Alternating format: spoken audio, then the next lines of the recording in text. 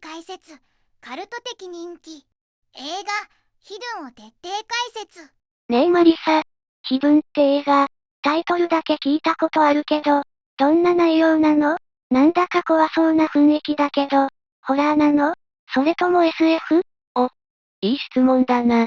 ヒドゥンは1987年にアメリカで公開された SF アクション映画で、今なお根強いファンが多いカルト的作品だぜ。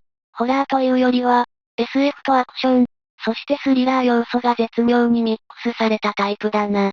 表向きはロサンゼルス市警の刑事が追う連続殺人事件なんだけど、実はその裏にはエイリアンが関わってるという衝撃展開が待ってるんだ。しかもそのエイリアン、宿主を次々に乗り換えながら悪事を働くという、まさに非分隠された存在。この設定が当時の観客に新鮮なショックを与えたし、今見ても演出やテンポの良さに引き込まれるんだよな。へえ？ B 級映画っぽいけど、意外と奥が深そうだね。まさにその通り、B 級の見た目に騙されるなよってタイプの映画なんだぜ。ヒドゥンってどんな映画？ねえマリサ、ヒドゥンってそもそもどんな映画なの？タイトルからして何かが隠れてるっぽい感じだけど、いいところに気づいたな。タイトルのヒドゥンっていうのはまさにこの映画の核心をついてるんだぜ。この映画は1987年に公開されたアメリカ製の SF アクションスリラーなんだけど、内容がめちゃくちゃ面白いんだよ。簡単に言うと、人間に寄生するエイリアンを追う刑事と FBI 捜査官のバディモノって感じかな。この映画、ただのエイリアン映画じゃないんだ。冒頭からテンポがめっちゃ良くて、いきなり車で暴走する銀行強盗から始まるんだけど、それが実は人間に擬態したエイリアンっていう意外性が最高なんだよ。しかもそのエイリアン、宿主をどんどん乗り換えて逃げまくるから、警察は犯人が複数いると誤解しちゃう。そこで登場するのが、FBI を名乗るちょっと変わった捜査官ロイド・ギャラガー。演じてるのはカイル・マクラクランな。あ、ツインピークスの人だよね。そうそう。彼がまた謎めいてて、なんでこんなに事件に詳しいんだって刑事のベックも不審に思いながらコンビを組むことになる。で、このギャラガーの正体も実は、っていう展開があるんだけど、それは後で話すとして、この映画の面白さは誰が敵で、誰が味方かがわからない緊張感と正義と悪の境界が曖昧になる構造にあると思うんだ。なるほど。それだけでもかなり引き込まれる設定だね。驚きのストーリー展開。さっき言ってたけど、この映画のストーリーってかなり意外な展開があるってこと？ああ、間違いない。ヒドゥンの魅力の一つは、そのストーリー展開の巧妙さにあるんだ。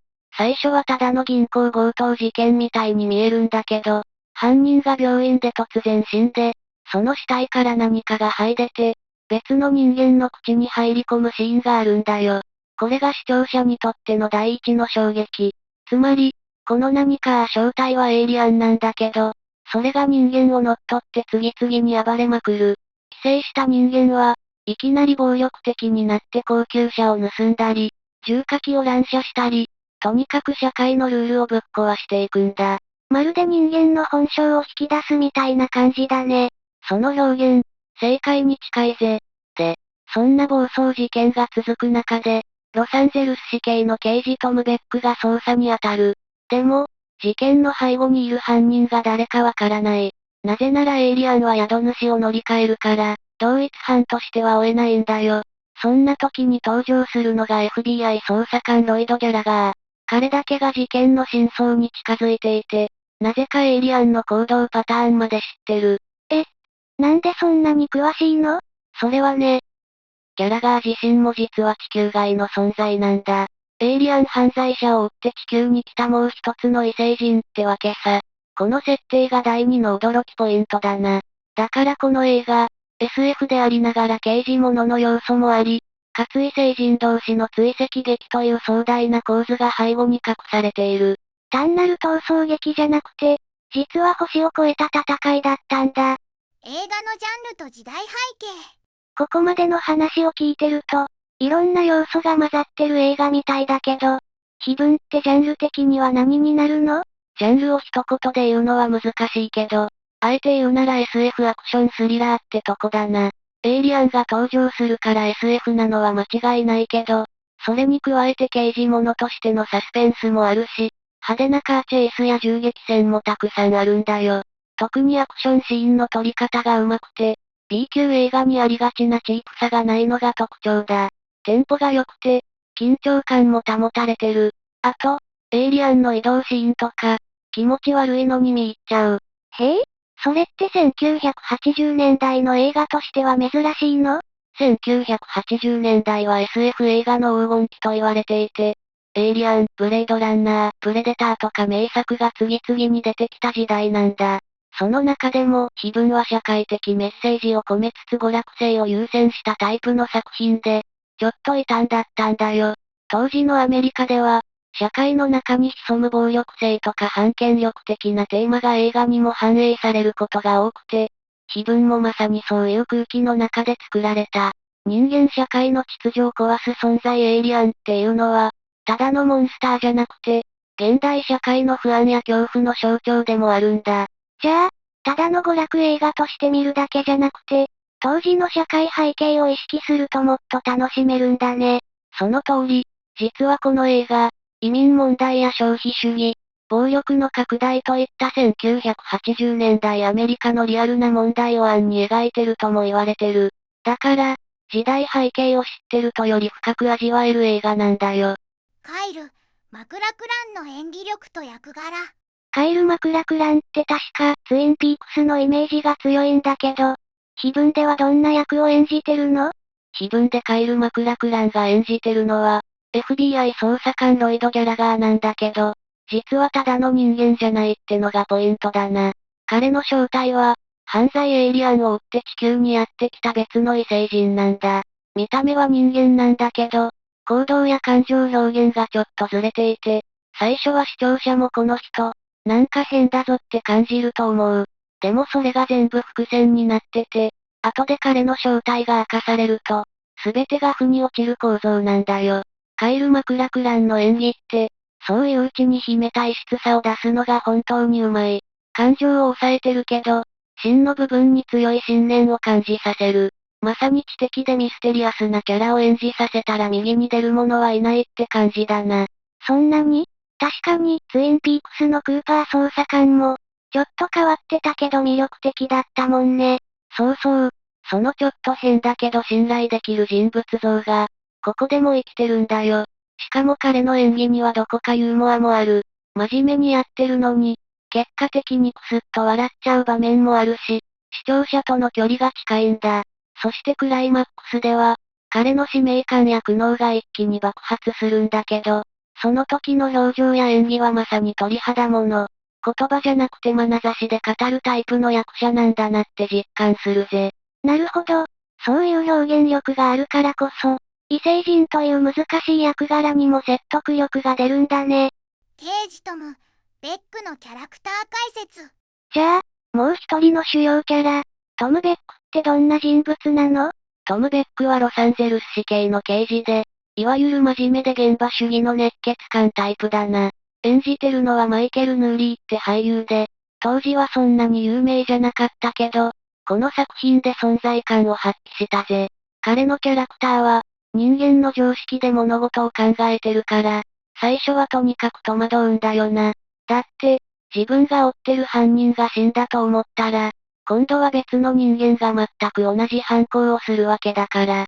だからこそ、最初はロイド・ギャラガーの存在にも不信感を持ってる。なんでこの FBI 捜査官はこんなに知ってるんだってね。でも、次第に彼と行動を共にするうちに、自分の常識では理解できない何かが起きてることに気づいていく。ベックの良さって、冷静さと正義感のバランスなんだ。感情的になりそうな場面でも踏みとどまるし、決して権威に屈しない。自分の信じたものを最後まで貫くっていう刑事の美学を持ってる。そういうキャラって、感情移入しやすいよね。見てる側も自分だったらどうするだろうって考えちゃう。まさにそれなんだよ。観客はベックの視点で異常な事件を追っていくから、ギャラガーの異質さや、エイリアンの存在の恐ろしさがリアルに感じられる。終盤のあるシーンでは、ギャラガーが取ったある行動によって、ベックの運命も大きく変わるんだけど、その瞬間の彼の無言の決意がすごく心に残るんだ。なるほど。ストーリー上の進行役としてだけじゃなくて、人間的な深みもあるキャラクターなんだね。サブキャラや敵エイリアンの印象。メインキャラ以外にも気になるんだけど、サブキャラとか敵のエイリアンってどんな感じなの？そこがまたこの映画の面白いところなんだ。まず敵となるエイリアンなんだけど、そもそも本来の姿はグロテスクなナメクジみたいな生物で、人間の体に入り込んで操るんだよ。で、その乗っ取られた人間がどんどん変わっていく。銀行員、ストリッパー、ホームレス、議員。とにかくいろんな立場の人間に入り込んで、やりたい放題するんだ。だから見てる側としては、今度は誰に乗り移るのかっていう緊張感がずっと続くんだよな。敵の正体が一人じゃなくて、変幻自在に姿を変えるってのが最大の恐怖ポイントだ。確かに、それって追い詰めてもまた逃げられるし、警察も混乱しそう。その通り、警察側の人間も、誰が本物で誰が操られてるかわからないから、疑心暗鬼になっていく。特にストリッパーに乗り移った時の描写なんかは、セクシーさと狂気が混ざってて印象的だぞ。あと、脇を固める警察署長や同僚刑事たちもリアルに描かれてて、ただの背景キャラじゃなくて物語に厚みを加えてる。キャラ側のことを不審がったり、ベックの判断に口を出したりと、人間ドラマもちゃんと描かれてるんだ。特に敵のエイリアンは人間の社会的地位なんてお構いなしだから、一般市民がいきなり凶悪犯になるという恐怖が身近に迫ってくる。これがまた非分というタイトルにふさわしい見えない恐怖を体現してるんだよな。姿は変わっても本質は変わらない。そんな恐ろしい敵なんだね。異色の設定とテンポの良さ。でもさ、1980年代の映画って今見ると古臭かったりすることもあるけど、気分は今でも語られるってすごくない？そこがこの映画の真骨頂なんだよ。まず、エイリアンが人間の体を乗っ取って連続的に逃げていくっていうアイデアが当時としては超異色だったんだ。単に宇宙人が侵略してくる話じゃない。相手は姿を変えて社会に紛れ込んでくるから、視聴者はもしかしてこの人も、って常に疑念を抱かされる。それがこの作品独特のスリルを生んでる。しかも、ただの SF に終わらないのがすごいところ。警察の捜査ドラマとしての要素も強くて、一本の映画でジャンルをまたぐような展開がテンポよく進んでいくんだよな。確かに、説明が多い映画って途中でだれちゃうこともあるけど、テンポが良いと最後まで集中して見られるよね。この映画はとにかく無駄な間がない。最初のカーチェイスからすぐに事件が起こり、次々に宿主が変わっていくことで、観客を引き込んだまま最後まで突っ走る。しかも、そのテンポの速さにストーリーが置いていかれてないんだ。重要な伏線やキャラの感情の変化もしっかり描かれてる。あと、当時の限られた特殊効果をフル活用していて、エイリアンの寄生シーンなんかは今見ても生々しい。CG じゃなく実物の模型を使ったからこその質感がリアルなんだよ。だから今の若い世代が見ても、映像の古さよりもストーリーの強さや演出の上手さに引き込まれるんだと思うぜ。それってまさに時代を超える名作ってことだよね。隠された社会風刺やメッセージ性。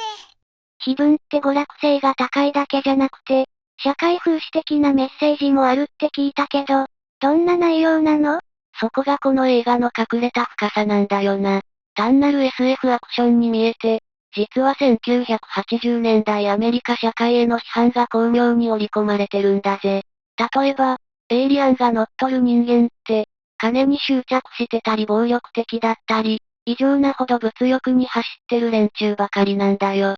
つまり欲望に支配された現代人の象徴なんだな。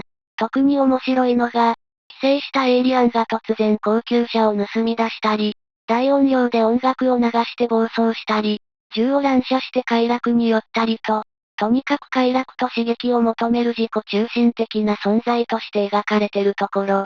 あ、それってまさに当時のアメリカが抱えてた消費社会の病理みたいなものを映してる感じだよね。まさにそう。1980年代のアメリカは経済成長とともに大量消費背金主義が加速していた時代で、その裏で犯罪率の上昇や年の荒廃といった問題も吹き出してた。この映画はそうした背景を異星人の行動に投影して描いてるってわけ。しかもギャラガー正義の異星人は、そうした堕落した行動を一切取らない。自制心と使命感の塊で、彼の存在は正しい理性や秩序を象徴してるとも言える。つまりこの映画、ただのエイリアン対警察のドンパチじゃなくて、現代社会の中に潜む異常性を暴き出す偶話的な意味合いを持ってるんだよな。うわ、それを聞くと一気に見方が変わるかも。メッセージ性まであるなんて、思ってたよりずっと深い映画だね。B 級映画の枠を超えた完成度。正直に言うと、気分ってビジュアルとかタイトルの印象だけで B 級映画だと思ってたけど、そんなに完成度が高いの？それ、めっちゃわかる。確かにパッケージとかタイトルで低予算のチープな作品って思われがちだけど、見たらイメージ覆るぜ。むしろ B 級映画の皮をかぶった A 級脚本って感じなんだよな。まず、脚本がとにかく緻密、無駄なシーンが一切なくて、最初の暴走シーンからラストの余韻まで、すべての展開がちゃんと伏線として機能してる。見直すとここでこの情報出てたのか。って気づかされるシーンがたくさんあるんだよ。演出もすごくセンスが良くて、アクションとサスペンス、そしてキャラの心理描写が絶妙にバランス取れてる。予算に制限がある分、演出の工夫が効いてるし、逆にリアルで緊張感のある映像になってるんだ。それって、逆に制約があったからこそ生まれた良さってこと？その通り、派手な CG や巨大セットに頼らず、脚本演出演技の力で勝負してるからこそ骨太な完成度になってるんだよ。あと、音楽も良いんだよな。